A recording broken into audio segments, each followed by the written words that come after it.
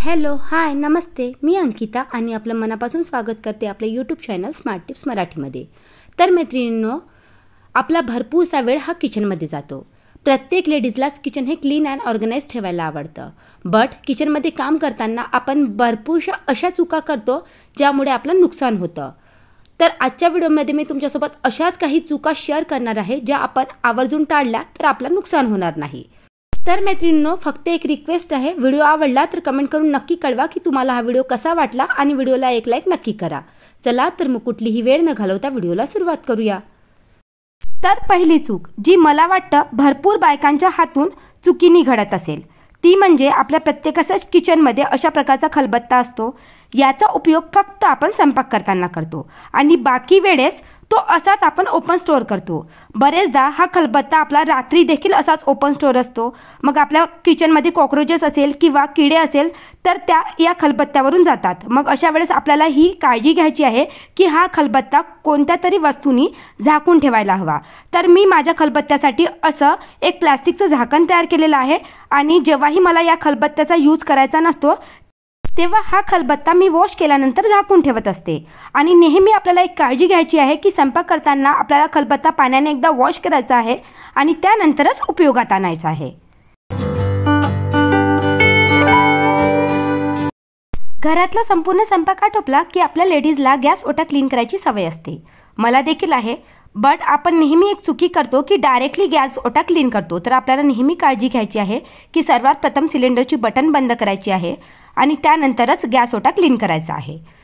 या व्यतिरिक्त बरेचदा तुम्ही नोटीस केलं असेल की जेव्हा आपल्याला गॅस क्लीन करायचा असतो तर आपण काय करतो, डायरेक्टली बर्नर ओपन ठेवूनच गॅस क्लीन करतो। तर ही चुकी देखील आपल्याला करायची नाही आहे। बरेचदा आपण जेव्हा गॅस क्लीन करतो ते पाणी बर्नरमध्ये जाऊ शकतं आणि त्यामुळे बर्नर्स खराब होतात। या व्यतिरिक्त डायरेक्टली गॅसवर पाणी घातलं तर गॅसच्या खालच्या साईडला गंज देखील चढू शकतं। त्यामुळे आपल्याला काय करायचं आहे, स्क्रबर थोडासा ओला करायचा आहे, त्यानंतर त्यावर थोडंसं लिक्विड घालून मी जसं व्हिडिओमध्ये गॅस क्लीन करत आहे त्यानुसार आपल्याला गॅस क्लीन करून घ्यायचा आहे। यानंतर आपण काय करतो की डायरेक्टली पाणी घालतो आणि गॅस स्वच्छ करतो। तर ही देखील चुकी करायची नाही आहे। आपल्याला एक ओला कापड घ्यायचा आहे आणि त्याने 2-3 वेळा स्वच्छ गॅस पुसून घ्यायचा आहे। यामुळे काय होईल की गॅस बर्नरमध्ये पाणी देखील जाणार नाही। या व्यतिरिक्त गॅसच्या भोवताल जास्त मेस क्रिएट होणार नाही। तुम्हाला गॅस ओटा क्लीन करायला वेळ देखील लागणार नाही। तुम्ही पाहू शकता माझा जो ओटा आहे ना त्याला साइडिंग नाही आहे, म्हणजे मी डायरेक्टली पाणी जर त्या गॅस ओट्यावर घातलं तर ते पाणी खाली पडू शकतं आणि ज्या गॅस ओट्याला अलमाऱ्या अटॅच आहेत त्या देखील ओल्या होऊ शकतात आणि ते देखील माझं काम वाढू शकतं। तर नेहमी मी काय करते, फक्त हप्त्यातून 2दा गॅस ओटा पाण्याने क्लीन करते आणि बाकी वेळेस असा ओला कापड टाकून लिक्विडनी घासूनच ओटा क्लीन करत असते। त्यामुळे मेस देखील क्रिएट होत नाही आणि ओटा देखील खूप चांगल्या प्रकारे स्वच्छ होतो। मैत्रिणींनो, बरेचदा तुम्ही बघितलं असेल भरपूरशा किचनमध्ये गॅसच्या मागे अशी खिडकी असते। तर माझ्या देखील किचनमध्ये अशीच खिडकी आहे। आपण काय करतो, रोज ओटा गॅस वगैरे क्लीन करतो पण ही खिडकी मात्र क्लीन करायला विसरतो। त्यामुळे किचनमध्ये असल्यामुळे या व्यतिरिक्त गॅसच्या मागे असल्यामुळे त्यावर डस्ट क्रिएट होते, त्यामध्ये एक चिकटपणा येतो आणि बरेचदा ती धूळ आपण स्वयंपाक करताना आपल्या स्वयंपाकात देखील मिसळू शकते। त्यामुळे रेग्युलर जरी पॉसिबल नसलं तरी हप्त्यातून 2दा तरी ही खिडकी आपल्याला सगळं सामान उचलून व्यवस्थित क्लीन करायलाच हवी। आपल्या प्रत्येकाच्याच किचन ओट्यावर गॅस व्यतिरिक्तही भरपूरसं छोटं मोठं सामान ठेवलेलं असतं। त्यामुळे जेव्हा आपण आपला गॅस ओटा क्लीन करतो तर भरपूरदा ते सामान न उचलताच आजूबाजूचा एरिया क्लीन करतो आणि त्याचा खालचा एरिया तसाच असतो। त्यामुळे त्या वस्तूंच्या खाली देखील डस्ट जमा होऊ शकतं, छोटे छोटे किडे होऊ शकतात।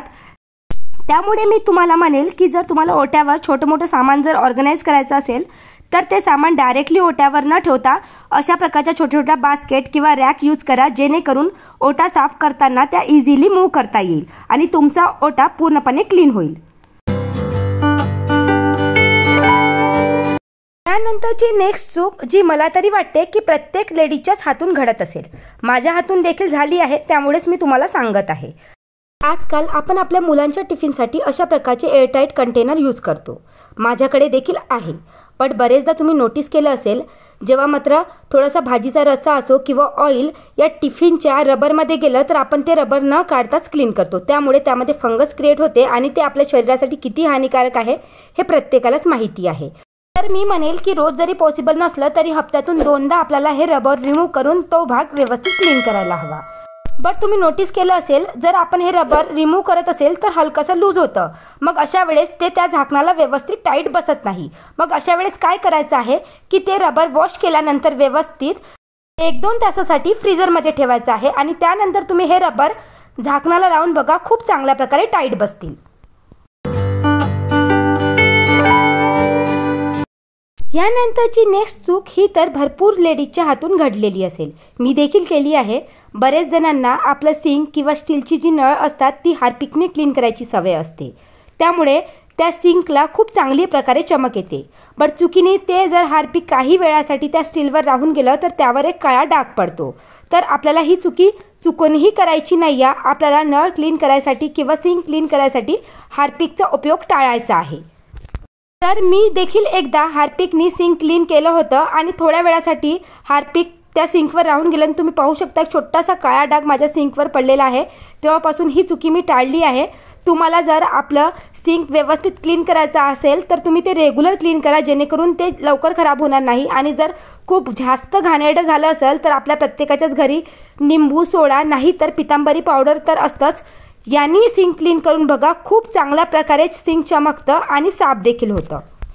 या व्यतिरिक्त देखील आपण सिंक क्लीन करताना आणखी एक चुकी करतो, ती म्हणजे सिंकमधली ही जी जाडी असते ती न काढता सिंक क्लीन करतो. त्यामुळे देखील त्याच्या खाली एक काळवटपणा जमा होतो, फंगस जमा होतो आणि तो लवकर क्लीन होत नाही.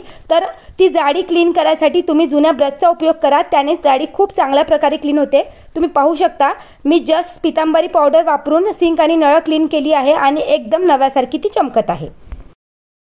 तर मैत्रिणींनो, बरेचदा तुम्ही बघितलं असेल भांडी क्लीन करायसाठी जे आपण स्क्रबर यूज करतो ते सिंक क्लीन करायसाठी ठेवतो. तर ही देखील आपल्याला चुकी टाळायची आहे. खरकटी भांडी क्लीन करायसाठी आपल्याला वेगळा स्क्रबर यूज करायचा आहे आणि सिंक क्लीन करायसाठी एक वेगळा स्क्रबर ठेवायचा आहे. आजकाल प्रत्येकाच्याच घरी किचनमध्ये वॉटर प्युरिफायर लावलेला असतो. बट आपण एक चुकी करतो की त्याचा जो वरचा भाग आहे तो न झाकताच ठेवतो. त्यामुळे त्यावर एक धूळ क्रिएट होते. किचनमध्ये असल्यामुळे तो वरचा पार्ट चिकट होतो आणि मात्र जेव्हा आपण त्याला क्लीन करतो मग आपला भरपूरसा वेळ जातो. मग अशा वेळेस आपल्याला एक काळजी घ्यायची आहे. वॉटर प्युरिफायरच्या वरती तुम्ही अशा प्रकारचा एक न्यूजपेपर चिपकवू शकता, नाहीतर एखाद्या कापडाने तो वॉटर प्युरिफायर झाकू शकता. या व्यतिरिक्त मार्केटमध्ये वेगवेगळे कवर देखील मिळतात. ते कवर देखील तुम्ही विकत घेऊ शकता. पण 0 खर्चात जर तुम्हाला काम करायचं असेल तर अशा प्रकारचा एक न्यूजपेपर तुम्ही सेलोटेपच्या हेल्पनी त्या वॉटर प्युरिफायरच्या वरच्या भागाला चिपकवा. त्यामुळे तो वरचा भाग वारंवार खराब होणार नाही आणि खराब झाला तरी तुम्हाला फक्त न्यूजपेपरच चेंज करायची गरज असेल. या व्यतिरिक्त जर तुमच्या किचनमध्ये अशा प्रकारचे कॅबिनेट्स बनले असेल तर त्याचा वरचा भाग देखील आपल्याला न्यूजपेपरने कव्हर करायला हवा. बरेचदा तुम्ही बघितलं असेल आपण वरची धूळ साफ करत नाही, ते कॅबिनेट समोरच्या भागून साफ करतो. तर त्यामुळे वरच्या भागाला देखील एक चिकटपणा जमलेला असतो, धूळ जमलेली असते आणि मग ती व्यवस्थित क्लीन केला जात नाही. मग अशा वेळेस तुम्ही तो भाग जर न्यूजपेपरने कव्हर करून ठेवाल तर जेव्हाही तुम्हाला क्लीन करायचं असेल तर फक्त न्यूजपेपरच चेंज करावा लागेल. मैत्रिणींनो, आपल्या प्रत्येकाच्याच घरी घासलेली भांडी ठेवायसाठी अशा प्रकारचं एक टोपलं तर असतं. आपण आपली खरकटी भांडी रोज घासतो, मात्र हे टोपलं घासायला विसरतो. तर ही चुकी देखील आपल्याला टाळायची आहे. रोज देखील पॉसिबल नसेल तरी हप्त्यातून 2 ते 3 वेळा तरी आपल्याला हे टोपलं व्यवस्थित क्लीन करायचं आहे आणि त्यानंतरच आपल्याला घासलेली भांडी त्यामध्ये ठेवायची आहे.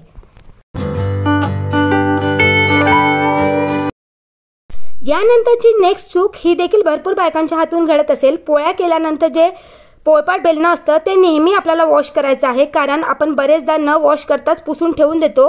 त्यामुळे त्यावर देखील कॉक्रोचेस येतात, किडे येतात. तर त्यामुळे ते देखील आपल्याला रेग्युलर वॉश करायचं आहे. आणि दिवसातून तुम्ही 2दा पोळपाट बेलन यूज करत असेल तर प्रत्येक वेळेस तुम्हाला काही लिक्विड लावून वगैरे वॉश करायची गरज नाही. जस्ट पाण्याने वॉश केलं तरी चालेल, बट न वॉश करता आपल्याला ठेवायचं नाही. त्याचबरोबर आपण किचनमध्ये काम करताना स्वयंपाकाची जेव्हा तयारी करतो ना, तर आपल्याला भरपूरदा भाज्या वगैरे कापून तसंच ओट्यावर ठेवून द्यायची सवय असते. तर ही देखील आपल्याला चुकी करायची नाही. कोणत्याही वस्तू मीन्स आपल्याला स्वयंपाकघरात उपयोगात आणायच्या असेल तर त्या नेहमी झाकून ठेवायचं आहे. त्याचबरोबर आपण कोणतीही भांडी जरी स्वयंपाक करताना यूज करत असेल तर भलेही ती भांडी घासलेली असेल तरी स्वयंपाकाच्या आधी ती भांडी एकदा पाण्याने वॉश करून घ्यायची आहे आणि त्यानंतरच उपयोगात आणायची आहे. तर मैत्रिणींनो, अशा छोट्या छोट्या चुका आपण किचनमध्ये काम करत असतो आणि ते आपल्याला माहितीही नसते, त्यामुळे आपलं भरपूरसं नुकसान देखील होऊ शकतं। जसं तुम्ही पाहू शकता, इथे मी प्लास्टिकचा चॉपिंग बोर्ड यूज केला आहे व मलाही माहित आहे आणि प्रत्येकालाच माहिती असेल की प्लास्टिकचा चॉपिंग बोर्ड शरीराला किती हानिकारक असतो, पण मी ही चुकी टाळली आहे। मी वुडनचा चॉपिंग बोर्ड बोलवलेला आहे आणि तोच यूज करत आहे, पण तुम्हाला दाखवायचं होतं म्हणून जुनी क्लिप ऍड केली। तर मैत्रिणींनो, आजचा व्हिडिओ इथेच एंड करते। आशा करते की तुम्हाला आजचा व्हिडिओ नक्कीच युजफुल वाटला असेल। व्हिडिओ थोडासा जरी हेल्पफुल वाटला असेल तर व्हिडिओला लाईक करा, कमेंट करून नक्की कळवा की तुम्हाला हा व्हिडिओ कसा वाटला। या व्यतिरिक्त आपल्या मित्रपरिवारासोबत शेअर करा आणि माझ्या चॅनलवर नवीन असाल तर चॅनलला देखील सबस्क्राइब करा असेच युजफुल व्हिडिओ पाहण्यासाठी। चला तर भेटूया अशाच एका नवीन व्हिडिओमध्ये, तोपर्यंत बाय बाय।